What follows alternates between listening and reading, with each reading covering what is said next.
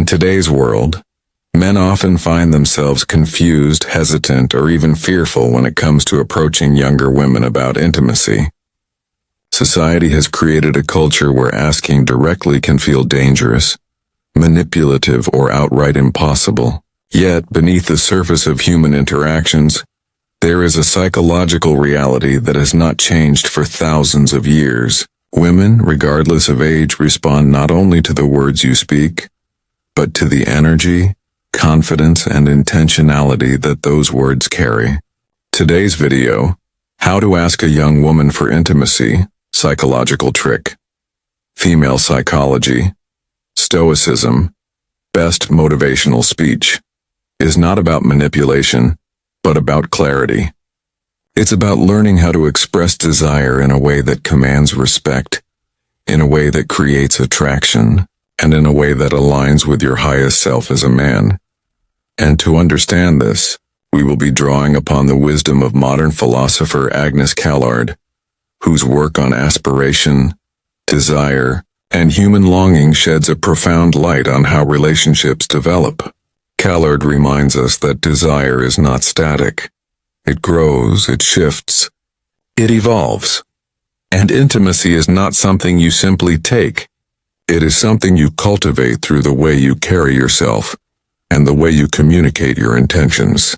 Alongside her insights, we will also use the timeless lessons of Stoicism, which teaches us the discipline of desire, the art of patience, and the strength of detachment. In this journey, you will discover 7 core lessons that reveal how a young woman actually perceives your approach, what psychological triggers make her open to intimacy, and how you, as a man, can avoid the mistakes that weaken attraction. Today we begin with the first 2 lessons, the foundation for all others. If you miss these, the rest will never work. So let's begin. Part 1. The power of directness, without neediness. When it comes to intimacy, the greatest mistake men make is either being too aggressive or too timid. The aggressive man thinks that pushing, pressuring, or cornering will lead to intimacy. He doesn't realize that by showing desperation, he kills attraction. The timid man, on the other hand, hides behind jokes, friendly gestures, and endless conversations, hoping that the woman will magically pick up on his feelings. But a young woman is psychologically sharp. She knows when a man is trying to conceal his intentions, and she loses respect for him when he hides. Here is where the Stoics and Agnes Callard meet. Stoicism teaches that a man must free himself from attachment to outcomes. Marcus Aurelius wrote, "If it is not right, do not do it. If it is not true, do not say it." Applied here, this means do not say you just want friendship when you desire intimacy. Do not act as if you are indifferent when your actions betray longing. Callard, in her philosophy of aspiration, reminds us that desire is transformative. You are not simply asking for intimacy as a physical act. You are expressing the kind of connection you want to grow into. The psychological trick is not really a trick. It is honesty wrapped in confidence. Instead of beating around the bush, you say with calm energy, "I find you attractive and I'd like to spend more time with you in a closer way." You don't beg. You don't demand. You express. You give her space to respond.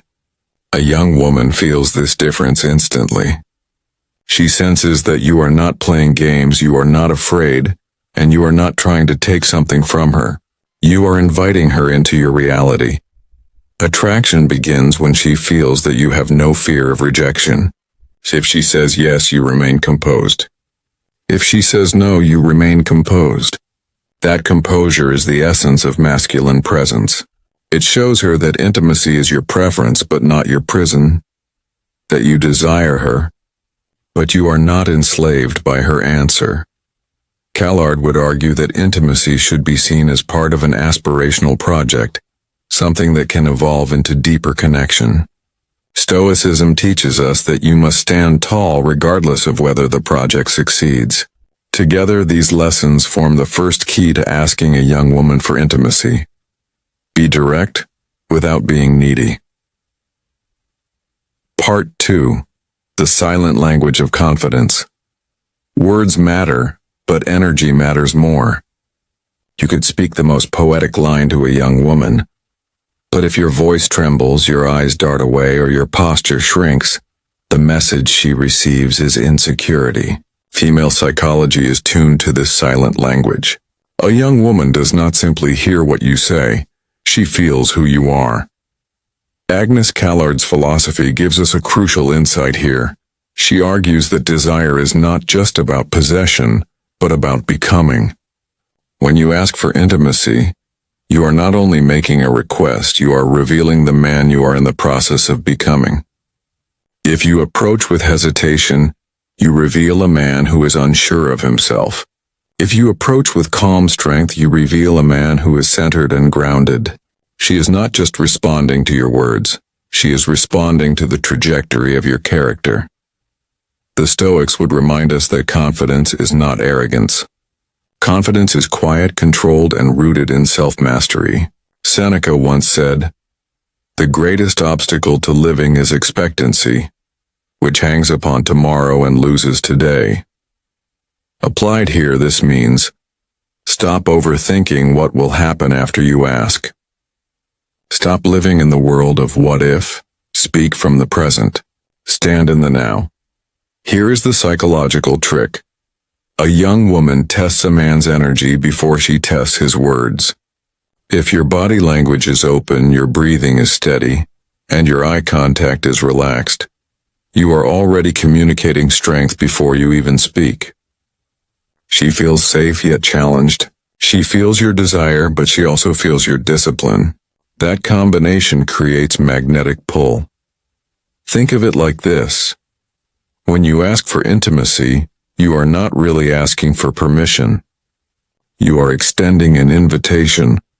You're saying, "This is the path I am walking. You are welcome to walk with me." A young woman, when faced with this kind of man, does not feel manipulated. She feels chosen, desired, and respected all at once. This is why your silent language is more powerful than any line you could memorize. Your tone of voice, your steady eye contact, your relaxed posture, these speak louder than words. And when combined with the directness of part 1, they form a powerful foundation. You become the man who is both clear in intention and composed in energy. That is the kind of man a young woman instinctively responds to. One of the hardest lessons for men to understand is that attraction is not built by constant pursuit, but by the space you are willing to create. A young woman feels desire when there is mystery. She does not want a man who explains every thought, who hovers around her every moment, or who tries to constantly impress. Instead, she becomes drawn to the man who knows how to step back, how to allow silence, and how to remain calm in distance. Agnes Callard teaches us that desire is not merely a response to something we already understand. It is a movement toward something that is not yet ours, something that remains partially hidden. In her words, aspiration is about becoming someone new, reaching for something we do not yet fully grasp. A young woman's attraction works the same way. She is pulled toward the man who is not fully revealed, who does not seek her approval in every word and gesture, who allows her imagination to work. This is where the Stoics offer their strongest weapon, detachment. Epictetus reminds us, when you kiss your child or your wife, say that you only kiss things human, and thus you will not be disturbed if they die. At first this sounds cold, but its meaning is profound. It teaches us that we must never cling so tightly to what we love that we lose ourselves in fear. In relationships, this detachment makes you magnetic. By showing that you can walk away, by not suffocating her with constant attention, you prove your strength. The psychological trick here is to master timing. You approach directly, you show confidence, and then you withdraw, not in bitterness, not in games, but in calm self-possession. This creates the tension that young women subconsciously crave. They begin to ask themselves, why isn't he chasing me? Why does he seem so complete on his own? That question sparks attraction stronger than any compliment. To ask a young woman for intimacy successfully, you must remember this. What you withhold is just as powerful as what you give. Leave space and let her fill it with curiosity. Part 4. The frame of leadership. A relationship, even at the earliest stages of intimacy, requires leadership. This does not mean dominance in the crude sense, but it means being the one who sets the tone, the direction, and the frame of the interaction. A young woman looks for signals of leadership because they show her that you are not simply reacting to her, but that you are capable of guiding an experience. Agnes Callard argues that aspiration involves a kind of guidance. When we aspire, we are led, sometimes by teachers, sometimes by ideals, sometimes by our own future selves. Desire does not evolve in chaos. It evolves when there is a direction to follow. In intimacy, a young woman unconsciously seeks this. She wants to feel that she is entering into a world shaped by your values, your vision, and your standards. Stoicism gives us the framework for this leadership. Marcus Aurelius reminds us, "You have power over your mind, not outside events." Realize this, and you will find strength. Leadership in intimacy does not mean controlling her. It means controlling yourself. It means knowing your boundaries, stating them clearly, and setting the rhythm of your interaction. If you want to meet her, you suggest the time and place. If you want to escalate closeness, you do so calmly, without apology, without waiting for her to direct every step. Psychologically, this creates safety and excitement. Young women respect men who know what they want and can communicate it without hesitation. They are drawn to men who can say, "This is what I am offering. This is the path we can walk together." It shows maturity, strength, and a refusal to collapse under indecision. But here is the subtle trick. Leadership must always be paired with flexibility. You hold the frame, but you allow her freedom within it. You say, "Here is the invitation," but you let her choose to step into it. She does not feel trapped, she feels guided. And in that balance, attraction intensifies. To ask for intimacy, therefore, is not to beg for entry into her world. It is to invite her into yours. When you provide the frame of leadership, she feels both secure and excited, and this makes her far more receptive to intimacy. Part 5. Desire is earned through self-mastery. If there is one truth that separates men who succeed with younger women from those who constantly fail, it is this: desire is not given, it is earned. A young woman may admire your looks, your style, or your charm, but what truly secures her attraction is the proof that you are a man who governs himself. Agnes Callard's philosophy is built on the idea that we grow into our desires. We aspire toward values and relationships that require us to transform. In this sense, intimacy is not simply about what you want from her, but about who you are willing to become. If you are a man ruled by impulse, she will see it instantly. If you are ruled by fear, she will feel it in your every word. But if you are ruled by discipline, she will respect it, even if she cannot explain why. The Stoics place self-mastery at the center of their philosophy. Seneca taught that no man is free who is a slave to his body. This means that if you cannot control your urges, your cravings, your emotions, then you are not truly free. A young woman is highly attuned to this. She notices whether you chase instant gratification, whether you fold under pressure, whether you speak before thinking. And when she sees a man who resists those weaknesses, who carries himself with calm strength, she feels a deep pull. The psychological trick here is subtle but powerful. When you demonstrate self-mastery, you raise your value in her eyes without ever speaking a word about it.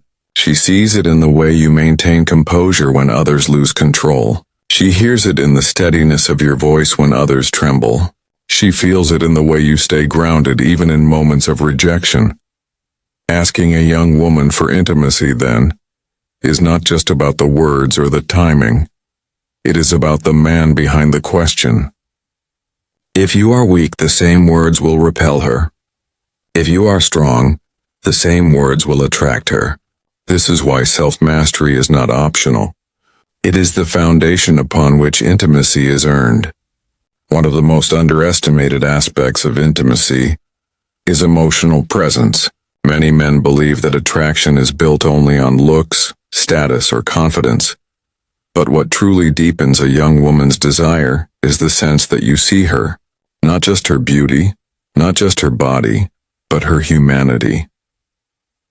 Agnes Callard explains that aspiration is relational.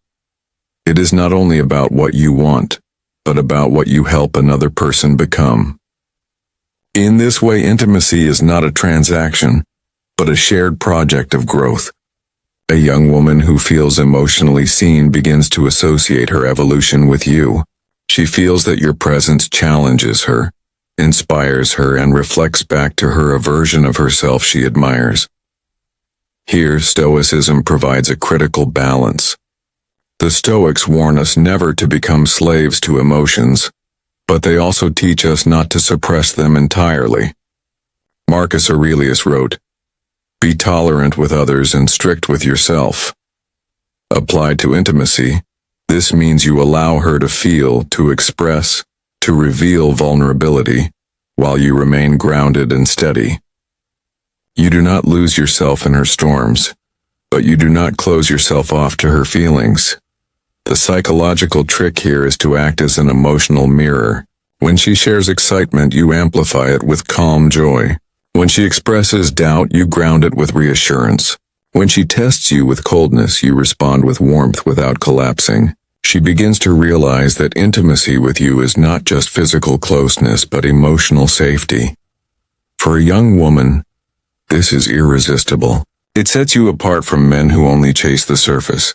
It shows her that being with you means she can be fully herself, without fear of being judged or abandoned. That realization makes her far more open to the intimacy you seek, because she knows it is not just a fleeting act, it is a meaningful connection. Part 7. The courage to walk away. The final key to asking a young woman for intimacy is the courage to walk away. This may sound counterintuitive. After all, if you desire her, shouldn't you hold on as tightly as possible? But the paradox of attraction is this: the less you cling, the more she respects you. Agnes Callard's philosophy reminds us that desire is always forward-moving. We aspire toward a future that is uncertain, toward something that may not be fully realized. To walk away when intimacy is not reciprocated is not failure, it is growth. It is a statement that you value yourself enough to continue aspiring, even if she is not part of the journey. The Stoics echo this with powerful clarity. Epictetus said, "Never depend on the admiration of others. There is no strength in it. Personal merit cannot be derived from an external source." This means your worth is not dependent on whether a young woman says yes or no. Your worth comes from your character, your discipline, and your ability to remain unmoved by temporary outcomes. Psychologically, this courage transforms the dynamic. When she senses that you can walk away, that you will not beg, that you do not collapse in the face of her rejection, she feels both respect and attraction. Even if she says no in the moment, she often rethinks later, because she realizes she encountered a rare kind of man. A man who values intimacy, but does not worship it. This is the ultimate trick. And it is not a trick at all, it is freedom. The freedom to express desire honestly, the freedom to stand tall in rejection, and the freedom to continue your path regardless. A young woman responds deeply to this freedom because it signals strength, independence, and true masculinity. Ending, the philosophy of asking without fear. So, what have we uncovered? To ask a young woman for intimacy is not about lines, manipulation, or pressure. It is about embodying a way of being. It is about aligning yourself with timeless principles of psychology and philosophy. You learned the importance of directness without neediness, speaking your truth with calm strength. You discovered the silent language of confidence which speaks louder than words. You saw how leaving space builds attraction by inviting her curiosity. You understood the frame of leadership, guiding without control. You recognized that desire is earned through self-mastery, not given freely. You realized the power of being an emotional mirror, creating safety through presence. And finally, you embraced the courage to walk away, the ultimate proof of freedom. Agnes Callard teaches us that desire is aspirational. It transforms us as we reach for it. The Stoics remind us that we must always hold ourselves above outcomes, mastering our desires instead of being mastered by them. Together, these lessons form not just a strategy for intimacy, but a philosophy of life. So the next time you face the question of asking a young woman for intimacy, remember, it is not just about getting an answer. It is about showing who you are, standing in your truth, and walking away unshaken if the answer is no. Because the man who can do this is the man every woman secretly respects, and many will deeply desire. And that is how you ask, not with fear, not with games, but with the power of presence, philosophy, and self-mastery.